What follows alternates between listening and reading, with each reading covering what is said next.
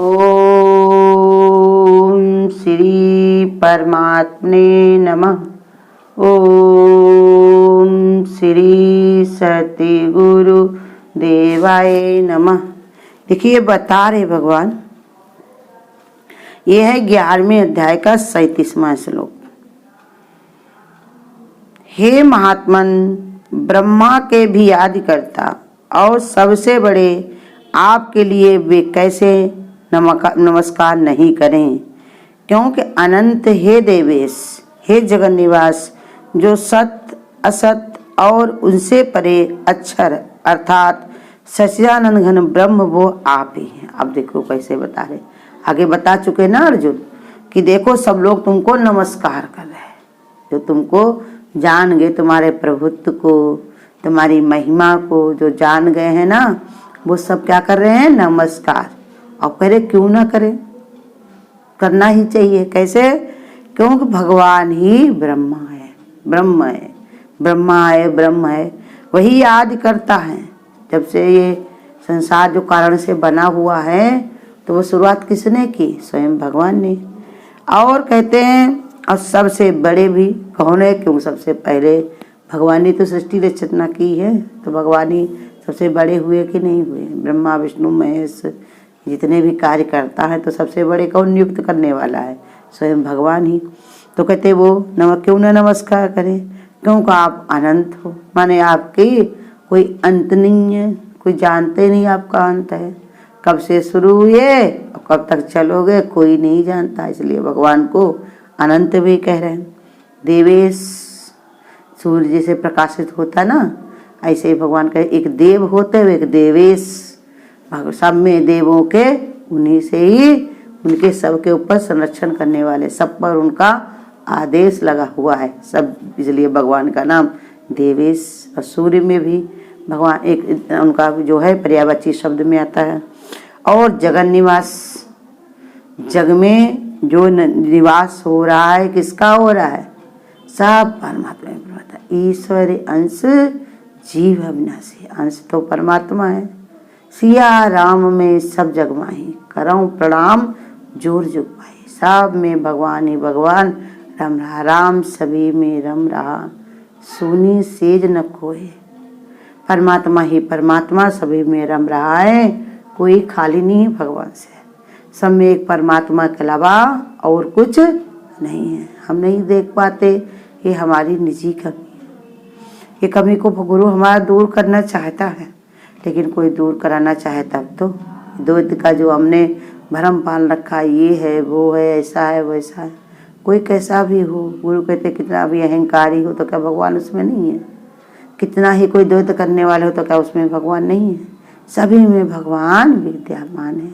हरि व्यापक सर्वत्र समाना, प्रेम से प्रकट होए में जाना।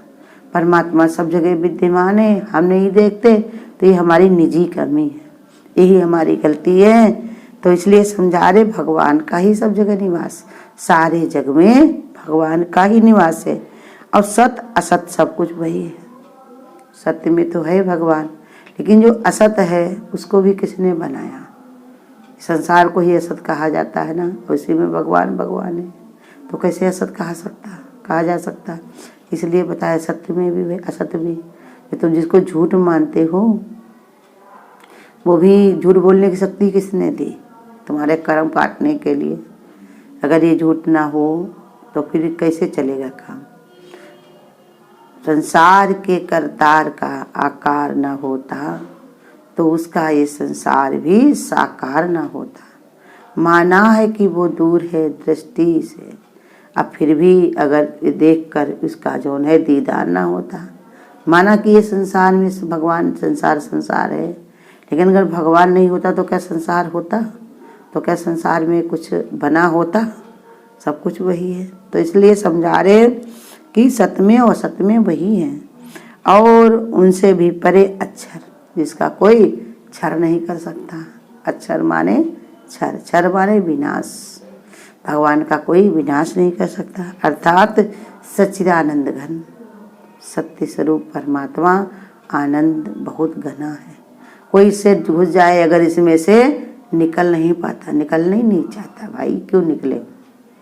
जब उसका अपना यही स्वरूप है। इसी आनंद की ही खोज में सब निकले हुए ना। मनुष्य शरीर हमने क्यों धारण किया है? इसी तो कारण हमने धारण किया है कि साधन धाम मोक्ष कर द्वारा पाइन जो सुरलोक समारा। हाँ, ये परमात्मा से मोक्ष धारण करने के लिए, आनंद पाने के ही लिए हमने मनुष्य शरीर का धारण किया हुआ है। और हमारे यहाँ कोई काम नहीं विशेष था। लड़का बच्चा पैदा करना, घर द्वार को सजा के रखना, इधर मिलना उधर मिलना, बिछड़ना, ये सब तो हम करते ही रहे हमेशा। लेकिन अब ऐसा मौका बना है, अब ऐसा समय आया हुआ है जो हमारी गुरु की कृपा हुई, तब हमारा विचार सही हुआ है। क्या कि अब ना धरेंगे जन्म हम दोबारा। बार बार हमको इस संसार में आया के हम थक गए हैं। फिर जन्म लेना, फिर वही गर्भ योनि में 9 महीना लटकना। कहना आसान है 9 महीना, 9 घड़ी भी अगर कोई लटक जाए लेट्रिन बाथरूम में तो प्राण जाएंगे। वो तो भगवान अपनी गोदी में रखता है, दर्द पीड़ा का एहसास कराता है, जिससे हम अपनी गलतियों को याद करें। था गर्भ में जो दुख जबर, तुझे याद है कि न याद है?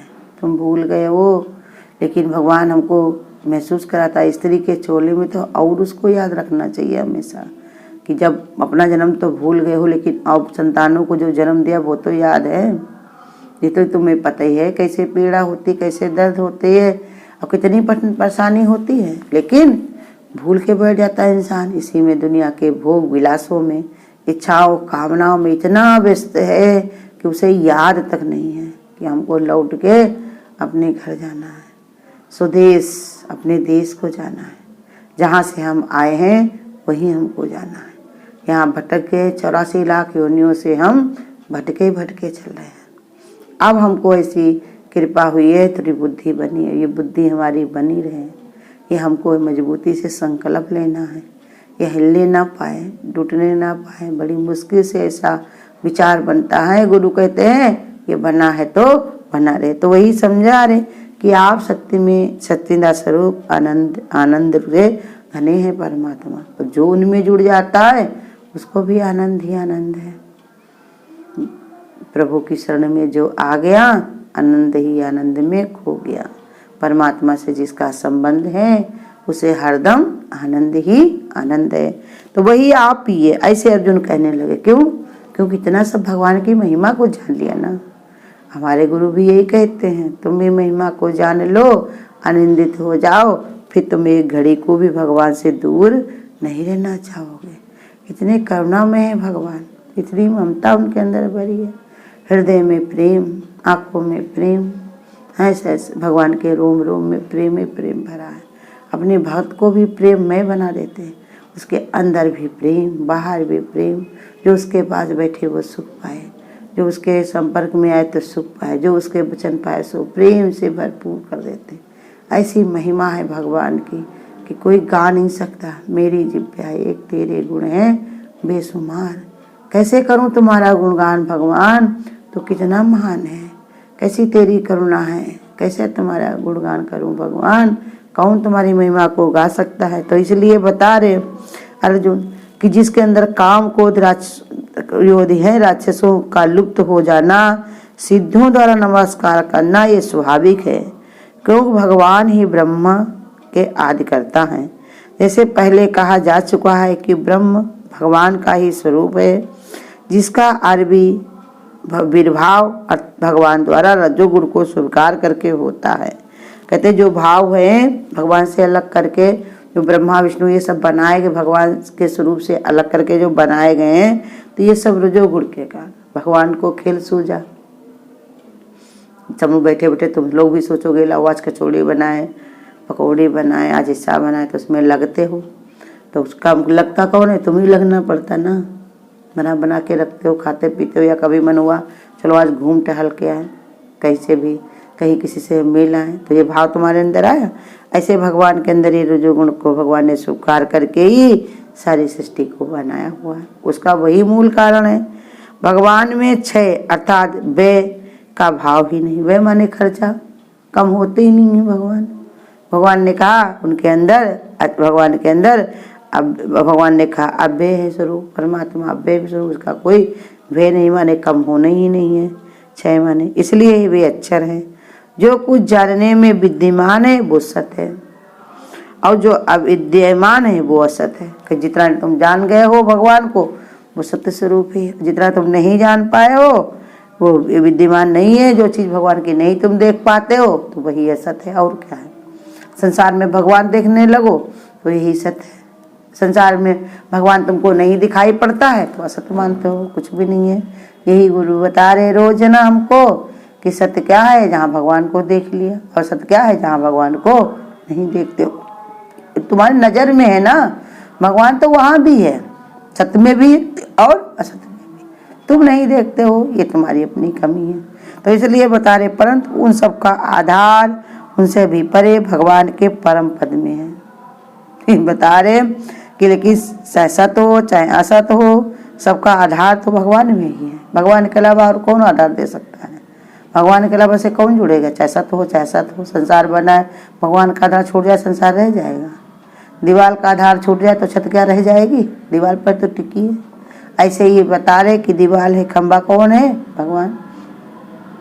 भगवान के ही परम पद में है। इसलिए अर्जुन कहते हैं प्रणाम के योग भगवान हैं। फिर जान गए तो क्यों ना उनको प्रणाम करें, उनको क्यों ना माने। जब जान गए हैं भगवान को तो उनको ही क्यों ना माने। इसलिए बता रहे हैं भगवान से, कहते इसलिए आप ही योग्य हैं, आपको ही हम प्रणाम करेंगे। संसार में और किसी को प्रणाम करने की हमको जरूरत नहीं। हर हर आदि जगत में पूज देव जो कोई, और सतगुरु की पूजा करे सबकी पूजा। जो संत महात्माओं में होता है कि कोई ऐसे ज्ञान सुनाता कोई वैसे ज्ञान सुनाता है, तो वो तो एक गुरु का ही ज्ञान सुनाता है, तो उसमें भेद नहीं रखना चाहिए। लेकिन एक गुरु की बात को समझने के लिए 4 गुरुओं के पास जाओगे, अलग अलग गुरु करे होंगे वो लोग, तो तुम्हें अलग अलग बुद्धि देंगे। इसलिए बता रहे एक को साधे सब सदे और सब साधे सब।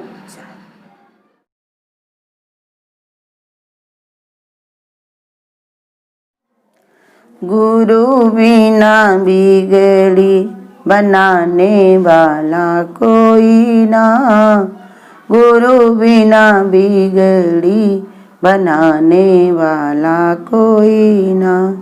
भव सागर से नैया पार लगाने वाला कोई ना, भव से नैया पार लगाने वाला कोई ना। गुरु बिना बिगड़ी बनाने वाला कोई ना, गुरु बिना बिगड़ी बनाने वाला कोई ना। बन के कुमार गुरु शिष्य को संवारे, बन के कुमार गुरु शिष्य को संवारे।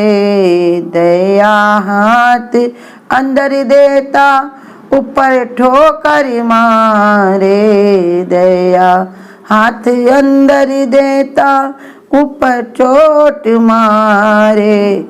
गुरु बिना जीवन बनाने वाला कोई ना, गुरु बिना जीवन बनाने वाला कोई ना।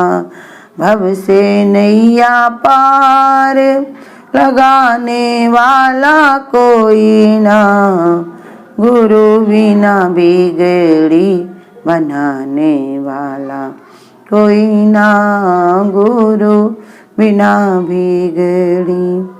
सारे दुखों का कारण तन का अभिमान है, सारे दुखों का कारण तन का अभिमान है। तन के ये भाव को मिटाने वाला कोई ना, तन के ये भाव को मिटाने वाला कोई ना। गुरु बिना बिगड़ी बनाने वाला कोई ना, भव से नैया पार लगाने वाला कोई ना, भव से नैया पार भगाने वाला कोई ना, गुरु बिना बिगड़ी बनाने वाला कोई ना, गुरु बिना बिगड़ी बनाने वाला कोई ना। अगर आपको आज की वीडियो अच्छी लगी हो तो वीडियो को लाइक और शेयर करना ना भूलें। आगे की वीडियोस देखने के लिए चैनल को सब्सक्राइब करें और नोटिफिकेशन